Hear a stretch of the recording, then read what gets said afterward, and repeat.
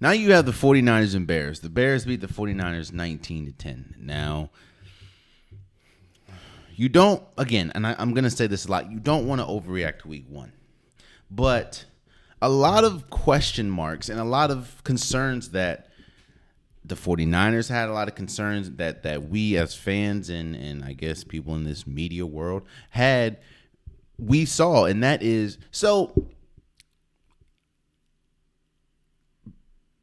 Trey Lance in the last like 2-3 years has only started for 3 games. 3.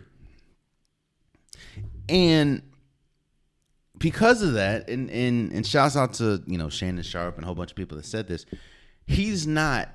It takes time. It takes reps to be on that NFL level and elite NFL level. Nobody's saying that Trey Lance is not a good or isn't an NFL talent. Nobody's saying that Trey Lance won't end up being one of the best quarterbacks in the league. He could. But the questions and the concerns that we had going into the game is what we saw. Now, if you're the 49ers and you're Trey Lance, you can chalk it up to, well, it was a monsoon. The field conditions weren't that good. It was raining. It was wind everywhere. It was puddles and puddles of rain on the field. It wasn't ideal to play football. Actually, let's say it wasn't the best conditions to play football. But then somebody can go, well, the Bears had the same thing. Justin Fields played on the same exact field and ultimately got the win. It was an ugly game all around, but you saw game one exactly why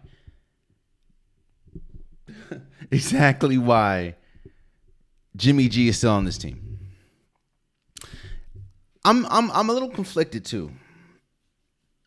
Because on one hand, and I'm hearing a lot of people saying they don't think that Jimmy G, or they don't think that Trey Lance is going to end the season as a starting quarterback. I understand why. This is a great team. This is a team that, honestly, if you really look at the rosters, is one of, if not the best roster in the NFC. It's just the quarterback position. And when you have a coach like Kyle Shanahan, and when you have a team this good, you don't want to waste it. You don't want to waste it on trying to develop a quarterback, especially when, again, George Kittle, Deebo Samuels, Brandon Ayuk, you don't want to waste that. So I understand, and if Trey Lance doesn't get it together, and if Trey Lance still continues to struggle, I understand benching him. But then I also understand the thinking of, well, you have to let this play out. You can't stunt somebody's growth by putting them on the bench just for an immediate success. Because honestly, we know what Jimmy G is, and we understand that if Jimmy G is your starting quarterback, he'll win you games, but will he win you the big games? And I understand he got you to the Super Bowl, and they were a throw away from pretty much sealing the deal and winning it. However, they were a throw away that Jimmy G did not make. And honestly, they didn't look good. Yes, they beat the Green Bay Packers in the playoffs at Green Bay in the snow below zero, but that was an ugly game, and you saw what happened against the 49ers. So all I'm saying is I don't have the answers, Sway.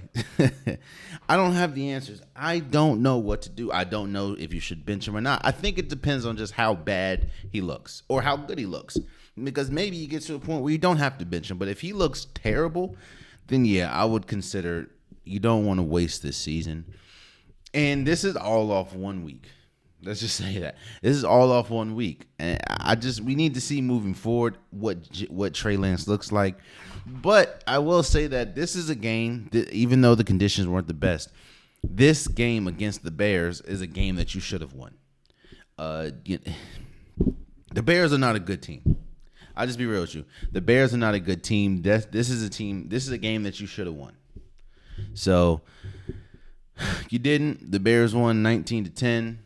Moving forward, don't want to overreact, but